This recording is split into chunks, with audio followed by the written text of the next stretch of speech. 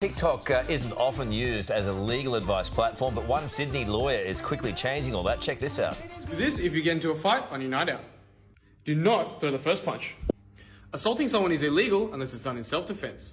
Self-defense is a reasonable reaction in a situation where you feel the need to protect yourself or someone else. For example, if you push someone who's trying to punch you, that would be considered self-defense.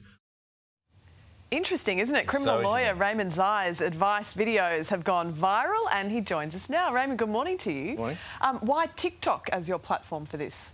So I've been practicing for a few years and I started my own firm during COVID and I needed a way to reach an audience given the restrictions, and video content seems to be a big thing these days. I saw this American lawyer on TikTok who's doing quite well, and so I decided to experiment with that style, adding my own style, and it seems to have gone a pretty It's very clever because I think ultimately the demographic you're going through is very keen to break the law and get away with it.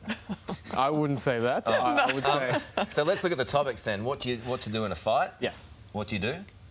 You don't throw the first punch because then you can say that you're defending yourself. And I'm sure many of you have heard this scenario before. You're out with a few friends at the pub, enjoying a few beers. Someone says something that rubs you the wrong way, or someone bumps into someone, and suddenly everyone's brawling, right? And you can say at the end of the day, "Oh, I was acting in self-defense." But if the CCTV shows you, kicking the guy for a good 30 seconds while he's out cold, and now he's in a coma, well, can't really say it's self-defense anymore. What are some of the other areas that you've addressed in your online tutorials? I've addressed drugs and relationships, specifically getting restraining orders on, crazy exes. And both aren't mutually exclusive. Yes. Yeah.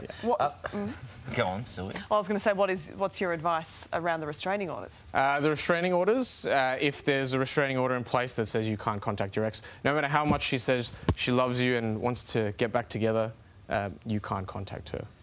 What about advice for maybe the stoners in Mullumbimby and whatever? No, let's not worry about that one. No. What about speeding tickets? Speeding tickets? Speeding tickets you can take to court if if you can show the judge you really need your licence. For example, if you're a primary carer, or you're going to lose your job over this speeding ticket that's going to get you over the demerit point threshold. What about if you just pulled up by a policeman at say 3:58 in the morning? The most important advice I would give is don't be rude. Right? Be polite, because I can get you a long way. Yeah, and cops are tops, just remember that. Exactly. And do you have any general life advice for Karl? Yeah. General life advice?